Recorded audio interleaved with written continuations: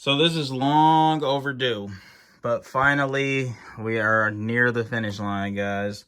So obviously I got the turbo YZ engine in front of me, the new 500cc engine.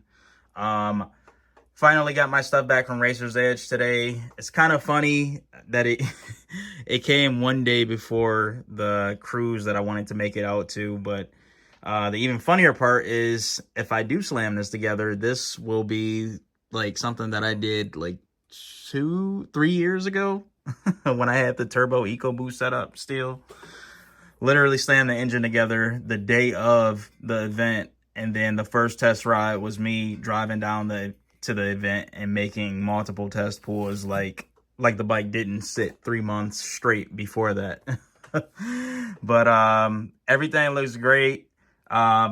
Got the motor right here. This has been put together for a while, for a few weeks, but I was waiting on the jug or the cylinder because this got O-ringed, as you guys can see. This actually sits a lot more proud than the previous O-ring that I had in my last 100 horsepower plus setup. It did have an O-ring, but I don't think it was an actual stainless one. I think it was more so like a compression, like a copper O-ring. So it is quite a bit of a difference between that, because when my last setup, I wasn't using a copper head gasket or anything. So this time I'll be using a flat out gaskets. This is a custom head gasket that I had made for my application, but it's already coated in Hylamar. That's why it has that weird finish. So I think you only have to do like one heat sequence as far as head torquing goes, and then it's pretty much good to go. You don't have to deal with any RTV or any of the other stuff on like you normally would on a copper head gasket used on a water cooled motor. So there's that. 102 millimeter bore for the people that are just now tuning in.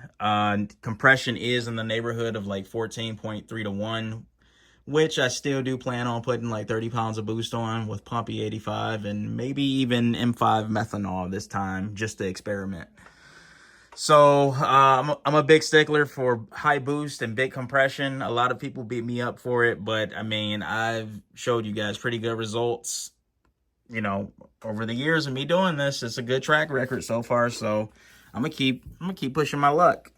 But you can see the head from Racer's Edge is absolutely beautiful. You can see they actually welded the deck. So normally you would have like water ports all through here, but those have been welded up and remachined, and basically you have like these little cooling jets right here that still allow transfer of coolant between the head and the actual jug. I actually have Ferrea valves now. So before, I was actually still running the stock OEM valves, which is absolutely crazy.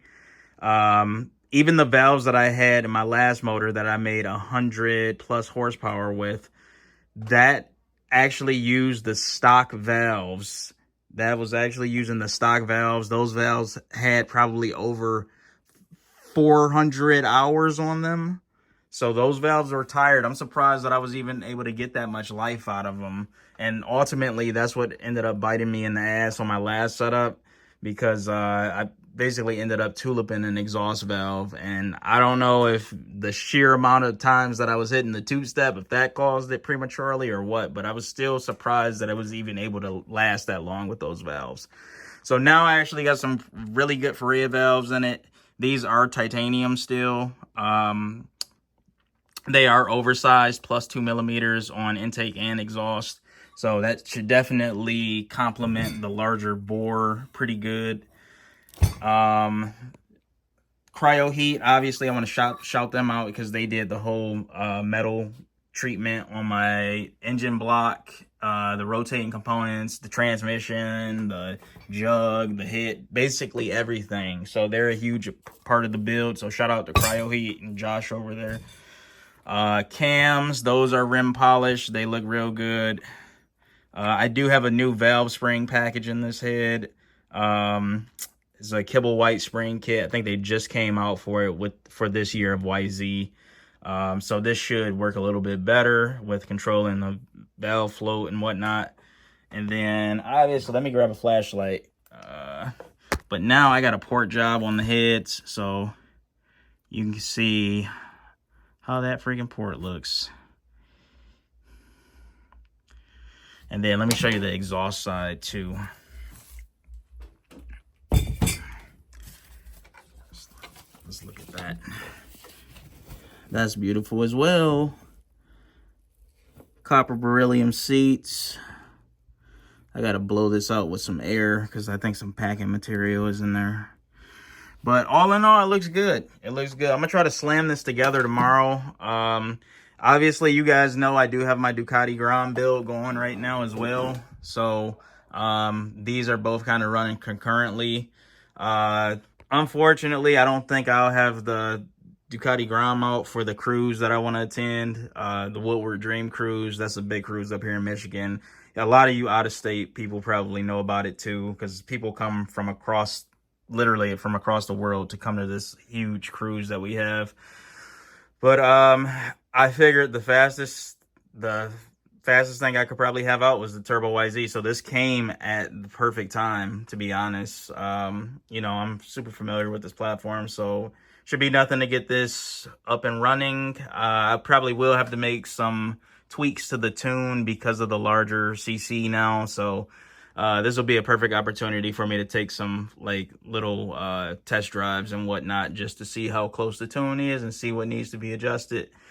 So I have to pick up a set of man, I can't even think right now. Whatever it is to check the ring gap. I'm having a brain fart right now. So I can't continue tonight because I got to put the rings on, but before I put them on, I got to gap them, and I don't have that tool, so I got to pick it up because I lost it. Yeah, I'm gonna pan over to the morning, and then I'll just do like a little time lapse of me putting it together because I don't want to bore you guys. So I guess until the morning, and then we'll come back and continue. So back at it again. Yesterday, feeler gauge was the term that I was looking for. I was having a brain fart, but basically what I'm doing now, I'm gapping the rings. I'll be honest, I almost forgot that I bought this, but this is like a cheap Amazon ring fouler. So, I mean, it just makes sure that the rings are fouled square. I mean, I wanted to get a higher end one, but it's, you know, it's just, it is what it is. So I think I'm just about done with this now. But basically what I used for, let me see where the pamphlet is. What I used to actually get this ring gapped correctly is this right here. So obviously you got different applications. Mine is turbocharged. So bore size times 0.55. So that's, I want to say that put me like right at 22,500, somewhere around there, like 22 thousandths. And with my little handy dandy fueler gauge here, you can see we got 22 thou right there. I don't know if the camera is picking, there it goes. So let me flip this down. And of course, I'm not going to be able to do this with. So, yep, it is just about there. Yeah, just about there. I might have to foul it very, very slightly, but I think we're in there. Looks pretty good. Ring is nice and square. It's kind of crazy, too, because like on my last setup, the ring gap was so tight. I don't even know how it survived with that amount of boost.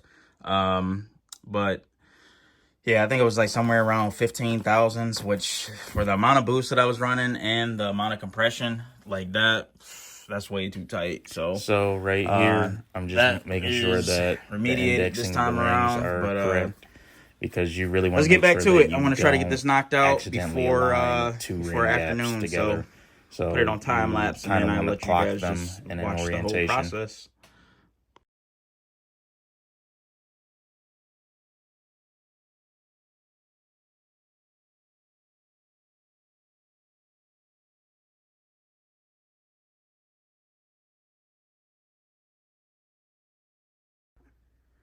All right, so knock the ring gaps out. 23 thousandths on the compression ring. And man, when I tell you test fitting this cylinder on this piston, if that wasn't the tightest fit ever, but then I had to remind myself that the line-to-line coating, this is set up to be an interference fit. So the one thing that they warn you about when you first run the engine, first time with this line-to-line coating on the skirt, they say that you have to do like not to get alarmed if you do your like first oil change, because essentially because of this interference fit, this actually like self clearances, and it like basically like creates its own seal against the cylinder wall. It's like it's set up to be an interference fit.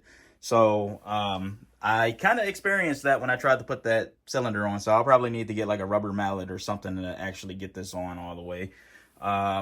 But so far it's going good. I'm getting ready to clean up the cylinder, just make sure there's no contaminants on the walls, and then I'm gonna throw that on. I'm just getting the board nice and moist with some oil. It's coming together pretty good. And then once that is done, I am going to get this head ready to go on. So let me put it back on time lapse, and then I'll let you guys just cruise through this with me. So.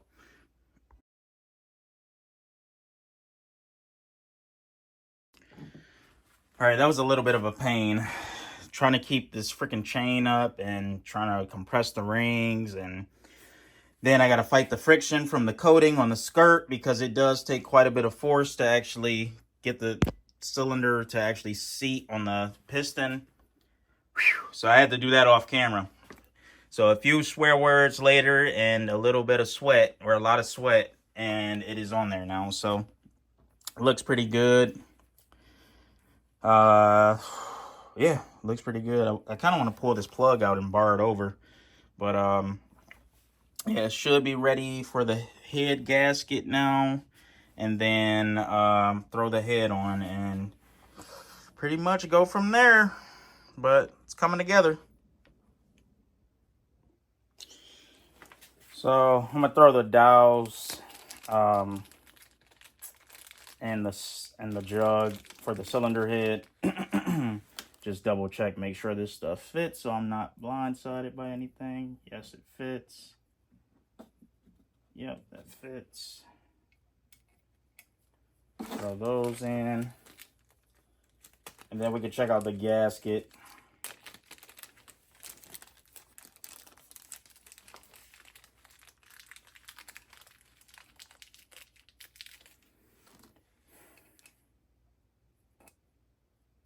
And then this is the gasket that's going on there, the new copper gasket. I got this from, had this custom made from Flat Out Gasket. So if you want to do a copper gasket on any type of high performance engine or anything, you can literally send them your stock.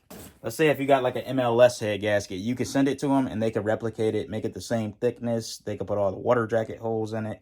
And then you can see like this tacky coating on mine. This actually has a like Hylamar embedded in it. So that way when you put it on, it seals up any water passages so it doesn't leak or anything. I think the only thing you have to do is just like a heat torque sequence. So basically torque the fasteners or head studs to whatever the specified torque is. Heat up the engine, and then you got to like loosen the head fasteners and then retorque them. So pretty simple. There's actually some more detailed instructions from Flat Out themselves. I gotta go on my old phone and get it, because they had sent me a document explaining this. So pull that out really quick.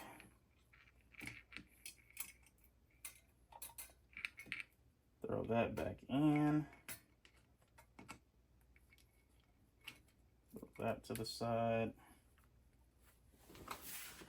All right, now you guys can see what that looks like. So I don't know if the camera will pick it up, but there's actually there'll be an interference fit with that O-ring. So basically, as this head is fastened down, that O-ring will actually press into this groove right here. on the cylinder head. Oops, my camera is going crazy. So, but yeah, pretty simplistic, and this is definitely the ultimate seal for any type of like big boost application. So, highly recommend the copper.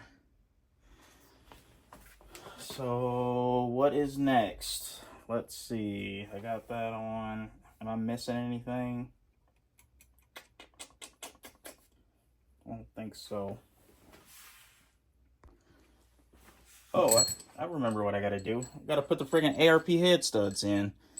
Never thought I would be saying that I'm putting in some ARP head studs in a freaking turbo YZ450 dirt bike, which is still crazy. Let me move the camera over a little bit. All right there, looks good. Go up a little. So, nothing special about this. Just hand tighten these. And the bore. And this might sound crazy to some people, but I do not like using power tools for this type of stuff. I think it's really important to do this stuff by hand because, like, just the sense of, like, feeling if something is, like, cross-threaded or gunk in the threads, which can affect the torque reading. Like, it's super important. Like, I'll be honest, I don't trust people that assemble stuff with power tools. It just, not my thing. Not knocking you, but there's just certain stuff you need to have that, like, sense of feel with your hand. So, basically, these will get ran all the way down.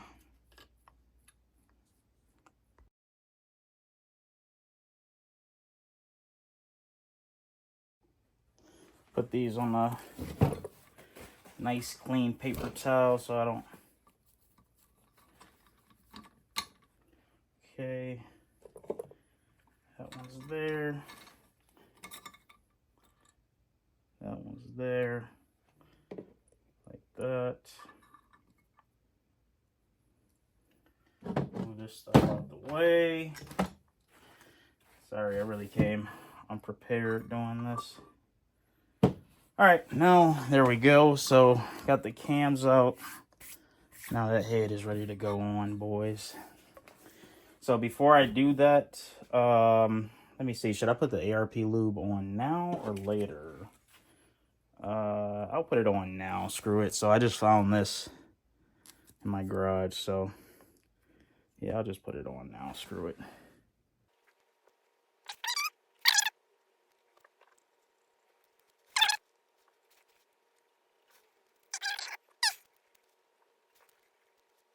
That's already lubed up with some ARP.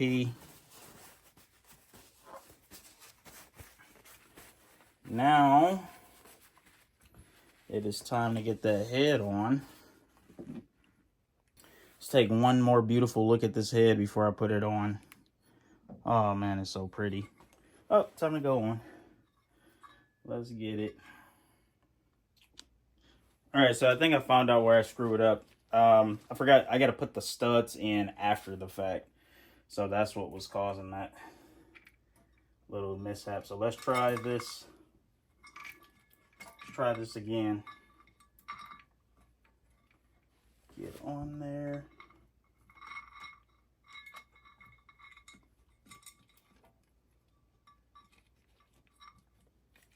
I think this should. Yep, there we go.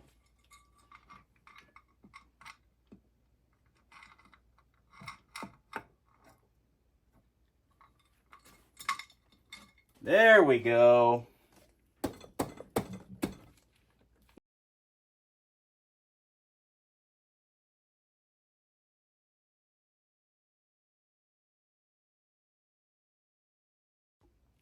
So now I got the studs in. Now you have to put this same ARP lube right here. You got to put that on the mating surfaces of the nut and the washer. So I'm going to do that, and then I'll come back when I'm ready to torque it. All right, so now that I got all the studs in and everything, now it is time to torque. It is time to torque the studs. So I still got this piece of paper. I bought these from KMS like back in 2021. But I saved this paper for this very reason, so I always have the torque specs. I took a picture of it too, so it's backed up on a hard drive. But first torque sequence is, first torque spec is 18 foot-pounds. And then this is the sequence in which you have to do them. So, like that. So the first one is that back left one. Let's torque that to 18 foot-pounds. I got the torque wrench right here.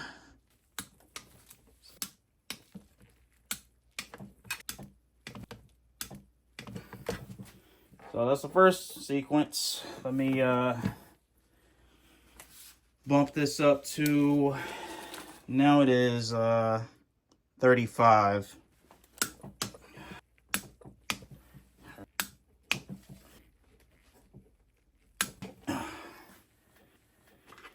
It's not that the torque value is high, because I don't want people thinking I'm weak on camera, but it's just this table is not the best workspace.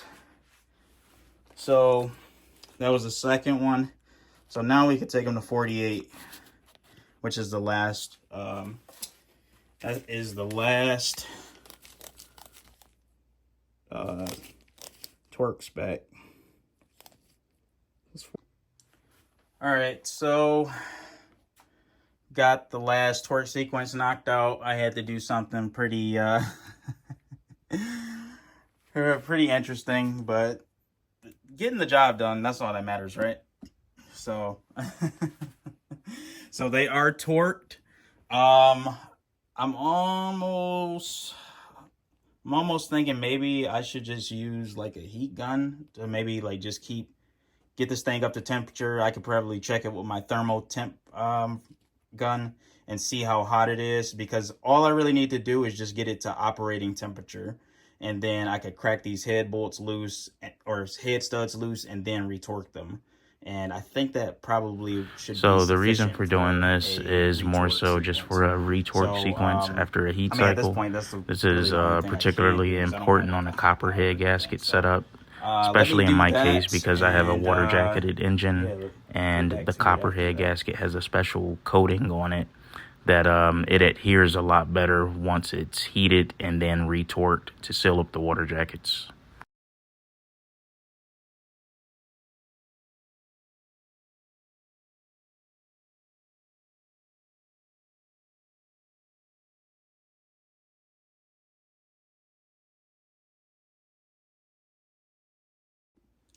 All right, so I did my hot retorque. I did all of that stuff over the camera because it was a pretty time-consuming process. Let me put some gloves on. I gotta play with this oil. But now it is time for the cams to go in. So I got my... I love making that noise with these gloves. It sounds like, oh yeah, that guy he knows what he's doing. Making all that noise with those gloves. Basically, I'm gonna start off by putting oil on all the mating surfaces, anywhere where there's metal to metal contact. Actually, let me just, this is stupid. I gotta fill this bottle back up, but I'll just go a little overboard with it.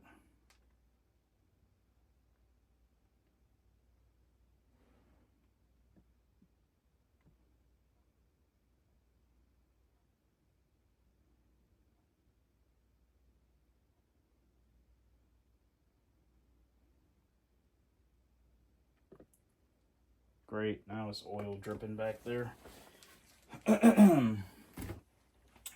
So let me start. Let me get that out the way. So intake cam, let's get this one in. Nice and polished.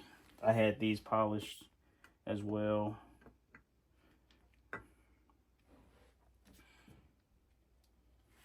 These clips, which I absolutely hate.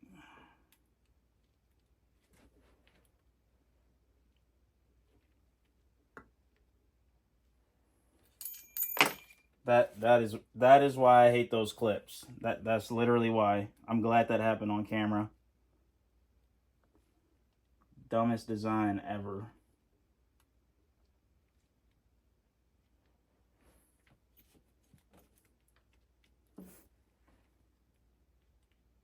So I'm gonna get those in position. Exhaust cam. It's an easy way to tell that it's the exhaust cam for the people that don't really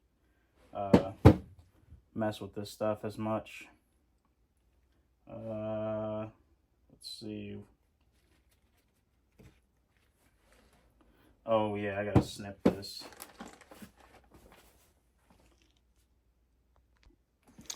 All right, guys. So I kind of just took it upon myself to knock out the cams because I just, I wanted to make sure I did this right. Concentrate. And then I forgot that I had to, get the engine in time with the crank and stuff. So it was just an oversight. And I just really didn't want to get oil all over my camera trying to get a close-up of everything. So I got the bolts torqued, got the cams in. Engine is at TDC. New gasket for the tensioner, so I gotta go get a small flathead screwdriver so I can wind this up and pull it back and then throw it in. So, all right, so only thing I could find, so I gotta make this work. Let me put the gasket on, throw that on, get the 8mm.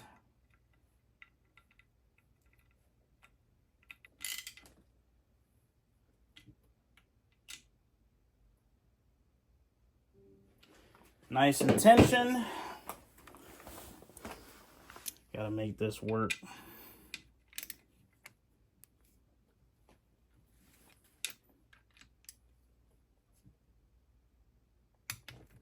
There we go.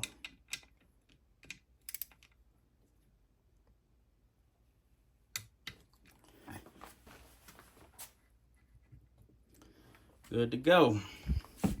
So now I can actually bar over the engine for the first time, which I love doing.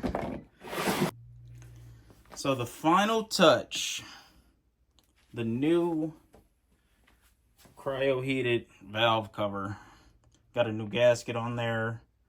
Put a new gasket in for the PCV valve too, or PVC, whatever it's called. But yeah, everything looks good.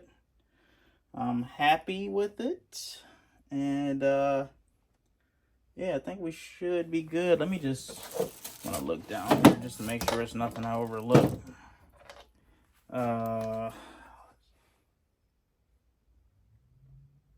Chain looks good. Just double checking.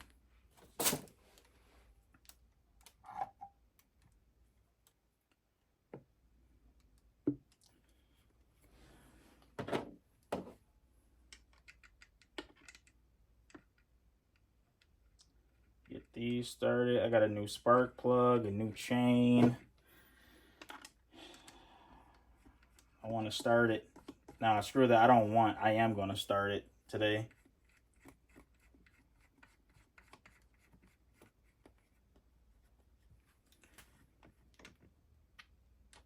You do not want to strip these out.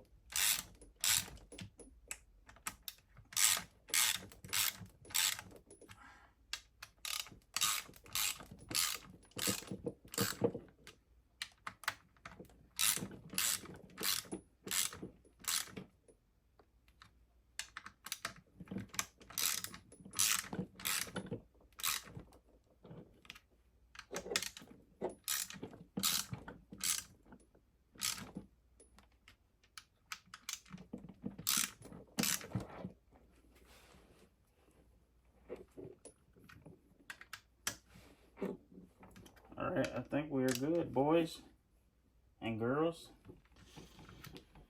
So that's a wrap.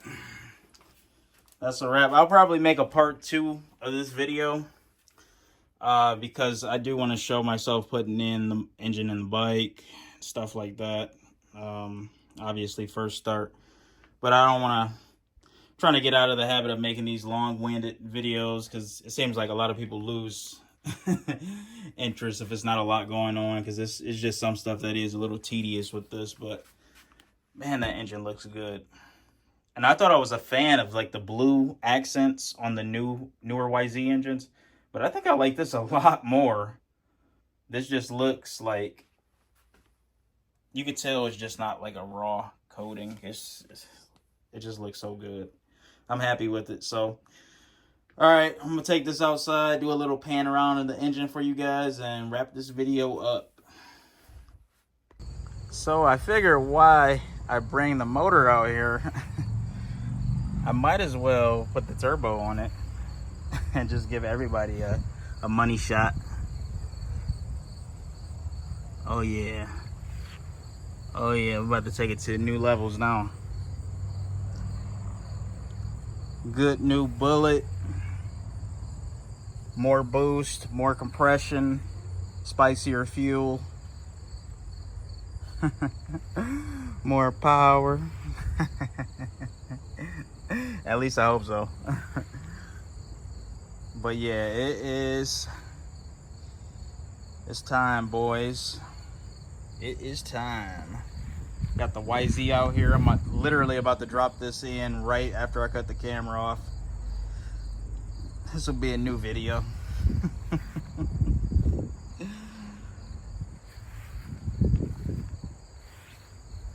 It's ready though. It is ready.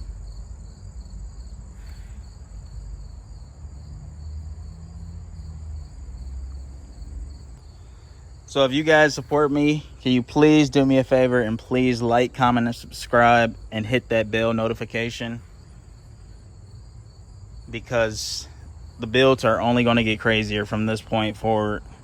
Obviously, the Ducati Gram, the 5,000 horsepower twin turbo Hemi street truck that I'm building, like this, yeah, it's about to get a little crazy. But if you support me, like, comment, and subscribe, and I'll see you in the next video. Peace.